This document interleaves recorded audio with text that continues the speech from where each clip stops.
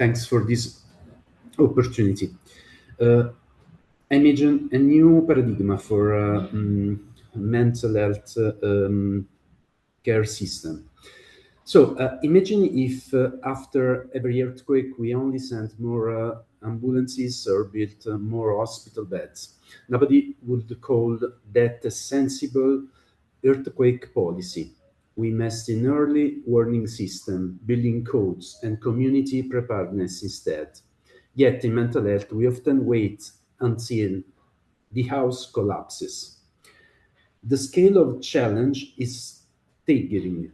Even before COVID-19, about 1 in 6 Europeans had a mental health issue, costing roughly 4% of gross domestic pounds. The pandemic made it worse. WHO reports a 25% jump in global anxiety and depression during the first year. The stress is widespread. A recent European survey found 46 of citizens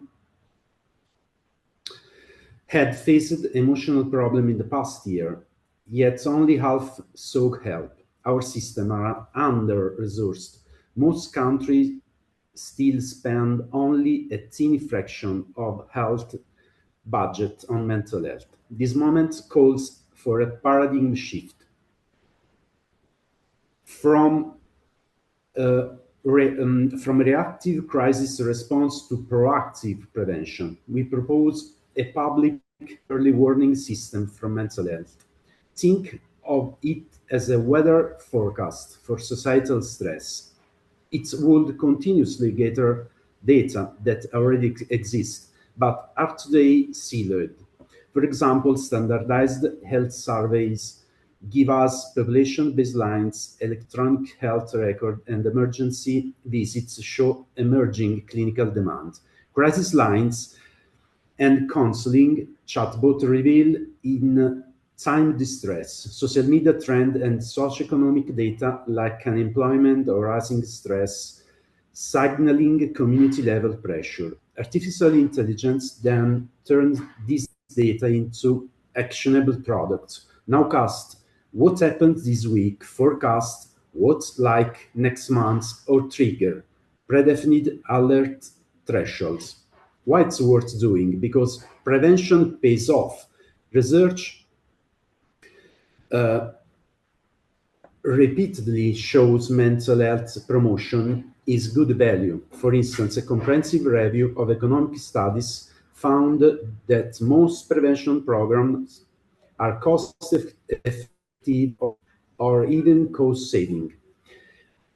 An OECD simulation went further, scaling up for proven intervention could prevent 26.2 million cases across OECD countries by 2050 and actually save about €4.7 per person per year in healthcare costs, plus €3.8 in productivity. Moreover, real pilots have shown huge gain.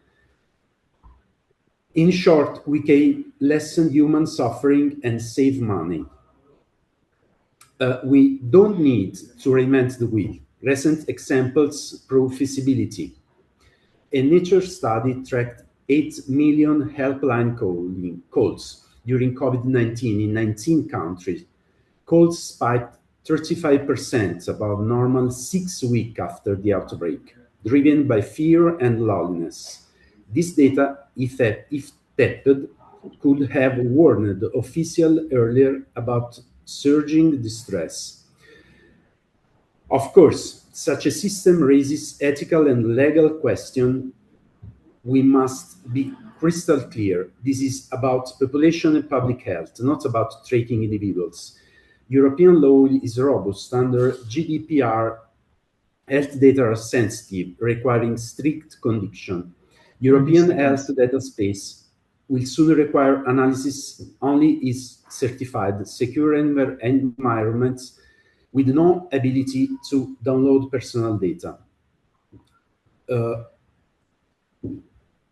Implementation starts now. In the next year, I hope that we can form a task force, complete data protection impact assessment, and launch a pilot linking a few data sources, for example, regional helpline calls plus periodic survey. In the first 3 years, we can scale nationally, add hospitals, labs, social services data, and refine the AI. In the year from third to 7, we build a cross-border interoperability. So, while exact budget depend on scale, we can outline ranges. A small-scale pilot might be in the low millions, 3 million of euro. A full national system will be medium cost, 15 million, covering IT platform, staff, and evaluation. A top-tier European network might be 50 million euro, factoring in federated data, infrastructure, and long-term operation. We must acknowledge risks that are privacy breaches, model bias over reliance on data, or false alarm, but each has mitigation, end-to-end encryption, bias audit, transparent risk, communication, and continuous model validation. Crucially, maintain public trust by explaining the benefits and protection clearly. Today, I ask that we can build this system together, found national pilots, and power a governing task force with a legal mandate. Integrate this approach into our national mental health strategy. Align it with the European initiative like the AHDS roadmap to maximize the impact. The alternative is to let mental health drift without a rudder. If we do this, we transform mental health policy from firefighting to forecasting. We may not eliminate every mental health crisis, but like warning system in nature, we can prevent them from becoming disaster. Thank you.